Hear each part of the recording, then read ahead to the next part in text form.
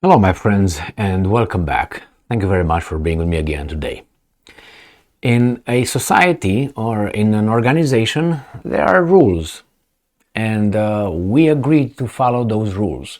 And the rules are across the board. That means we all are supposed to follow them. So if a rule says that there should be a penalty for breaking their rule, then regardless who you are, you should pay that penalty. There are some limitations in a society, and you can do certain things or you can't do certain things. And there is jurisdictions, like for instance jurisdiction of certain departments, where they don't have jurisdiction over this issue, but they have jurisdiction over this issue. And the situation here is this: we have in this case one entity, which is Great Britain, and Great Britain decides to freeze the Russian and other countries' assets, and after it freezes it, it decided that it will use that country's assets to give it to someone else. That they are fighting, they are fighting, but I decide that I will freeze your money that you have here or your assets, and I decide that I will do whatever I want with your money, and I will give it to them. Remember, you have spectators as well, which is a world community, who sees this and say, wait, so that means if I do something that Great Britain doesn't like, they can do something that would look like robbery. Not even like Robin Hood, like robbery. So let me show you what's going on here.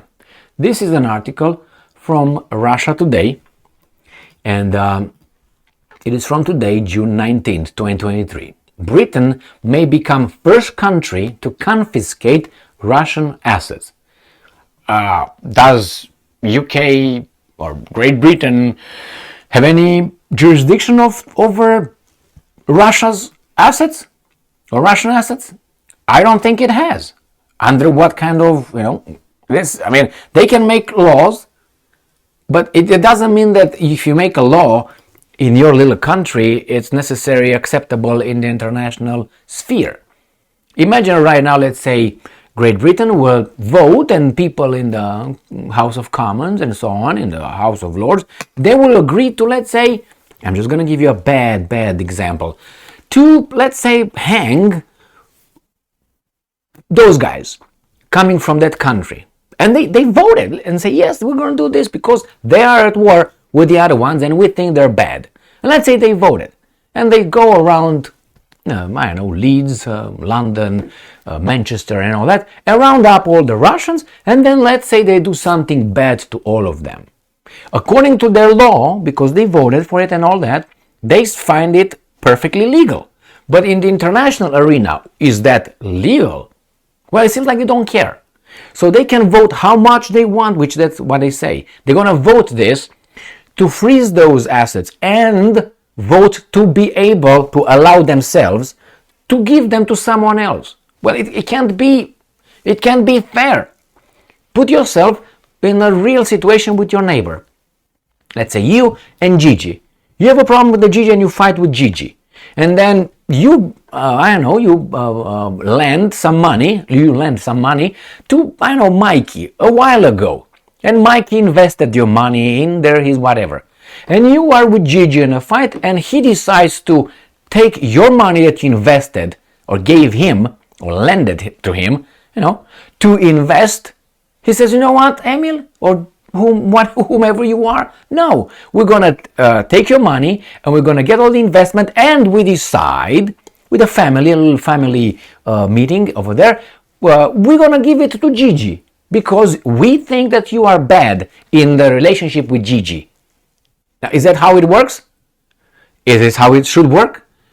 There's no such a thing in the international arena. It was not voted, anything like, okay, we do this, Russia is this and that. Yeah, they went to United Nations and they condemned this and condemned that. But the Security Council did not condemn anybody yet. So it's still, yes. And if we talk about resolutions, I know another country that was very much condemned and voted in unanimity in, 68, 69? I think it's resolution 240 something. Let me look for it. I have it for another article, and I'm going to use it. But now that I'm mentioning it, why shouldn't I just go over it? It's the United Nations Security Council Resolution 242. 242. Go and look for it. Okay? It's United Nations resolution. And look for it. And that was voted in 1967. By all these guys, Security Council and all that. Anything happened? Not really. So the same here. I haven't heard of anything like this in United Nations voted against Russia. Therefore, still things are not clear. Let's put it this way. It could be clear for the Brits, but they're not clear for the people from Nicaragua, let's say. Or Iran. And they're still people, aren't they? Yes. Okay. So let's go back to this article and see what's going on here. New laws would reportedly allow maintaining sanctions on frozen money until Ukraine is compensated. They decide. The UK has introduced legislation that would allow for the retention and liquidation of confiscated frozen Russian assets, setting a precedent among Western countries, British media reported on Monday. The new law, as I said, the Family Council decides, will allow the British government to keep its sanctions in place, nothing wrong with that if you want to be a weasel, until compensation is paid to Ukraine, thus introducing a way to seized Russian money to be handed over to Kiev, to Gigi. According to media reports, the law will ensure that frozen assets belonging to the Russian state and individuals can be seized, making the UK the first European government to take such a step. And I'm quoting again, through our new measures today, we're strengthening the UK's sanctions approach, affirming that the UK is prepared to use sanctions to ensure Russia pays to repair the country, because you decide that. Yes, basically. British Foreign Minister James Cleverly, not very clever, said. I know because I heard him talk before. Many Western governments, including Switzerland, have so far refrained from confiscation of Russian funds, despite increasing pressure from the US and the EU. There is fear that it would be sent as a precedent for Western assets held overseas to also be seized and thus jeopardize investor confidence in the European banking system. That's exactly what I said with everybody else watching. Say, wait a minute. If you do this, you can do that to everybody else. And then why would I invest in you? Because I make some money? But you can take it whenever you want when you don't like me saying something or doing something. All the while, Brussels and its allies have been looking into methods of confiscating Russian assets, with the Council of Europe establishing a digital register of damage in Ukraine, a move that has been described as the first step towards creating an international compensation mechanism. So, Britain has frozen $22 billion $26 billion pounds, which is $32 billion in assets and reserves belonging to the Russian state since the beginning of the conflict in Ukraine, according to the Bank of Russia. In total, Western governments have reportedly frozen about $300 billion in Russian central bank assets since the start of Moscow's military operation in Ukraine, and seized more than $80 billion worth of assets belonging to Russian citizens and businesses. Russian President Vladimir Putin describes these actions as medieval, while the Kremlin has reportedly warned that Russia will respond in kind if necessary. Now, you might, love this part, you can hate that part. Remember, every time a decision is made in a community and a law is implemented, is voted, or whatever it is, remember, you could be at the other end of that law. And then, only then, you're going to jump and say, wait a minute, I don't think that's fair. Well, that's a weasel move. When it burns you, you realize the law is unfair or it's an abusive law, that means you're a weasel. That means you don't have the capability to be objective and see ahead what's going to happen with that, where that's going to evolve, like the Patriot Act in US after the September 11. Oh, it's for this. That opens the big door for abuse from the intelligence community. And not only give them rights, like the same with the mandates. Here, That's a little door that will next time is going to happen bigger and bigger and stronger. And the opposition was impotent because it was no. And they did whatever they wanted. What did you do? What did you do? Nothing. Nothing. You put this, you took that, and you did whatever they told you. And you have rights, right? Rights. No, they're temporary, as I said, temporary benefits or privileges. That's it. They can be taken and given. That's not a right.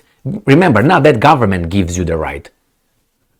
Well, I'm not going to get into that because it's too stupid. But that's for even for the idiots to see that could turn against them. And that would be used as a precedent. Something that you liked before, happening to some others, that could be turned around against you that you would not like. It will happen to you. Because they say, well, it's a precedent. We did it before, and you agree with it. So you're fine with the same method. But people with very low IQ, and not only, which are happy or just to watch TV, drink beer, and go and work, not go and work, stay home and work. They don't like to go to work, all right, and keep their mouth shut, and that's all their lives. They like to infringe everybody else's right to live, because they don't live. They just survive. They just are alive. That's what they are. But the rest of us, we want to live. We have other things in head. We have a little horizon over there open for us. They have the horizons like this, not even parallel. It's going like this, and one point is going to meet a point done. That's their horizon. So same here. People that celebrate what's going on with Russia right now, remember, that could happen to you, and that could be Great Britain. If the United States gets upset with you, they're going to f you up. The same way you stop these guys or are trying to. Unless you think, no, it's not going to happen to us. That makes you unfair. Because then you think you're exempt. Or unless you think you're perfect, which you're not. It's just that the decision was not made. You are the toughest guy in the neighborhood of the gang, the toughest gang. But once you step aside from the biggest dude and he gets you in his sight, he can do whatever he wants to you. Right now, you're part of it. The big plantation owned by the U.S. And Great Britain is not part of the plantation like the master of the plantation. As I said, Great Britain is just a field office of this guy. He's just the house servant. And the rest of the vassal states are over there cutting, the sugar cane. That's what they are. But that could be immediately turned around because you still is the relationship between a master and a servant / slave. But hey, you like it because you don't have balls. You say, that's fine, I'm going to eat some crumbs at the shadow of this great guy.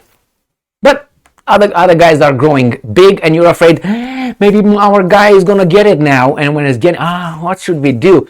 If the United States collapses, let's say, I don't want that to happen, but it doesn't exist. You're going to see a change in tune of all these guys, France, Great Britain, Germany, all will become more flexible. Canada, oh my God, oh Canada, with their weasel prime minister, they will start talking normal. They will start negotiating, be more flexible, don't talking so tough without anything behind them. The only thing they have behind them is the United States. Left alone, they will not talk tough. Tough too. So, thank you very much for being with me again today. Stay strong, stay smart, look for the truth, and be just.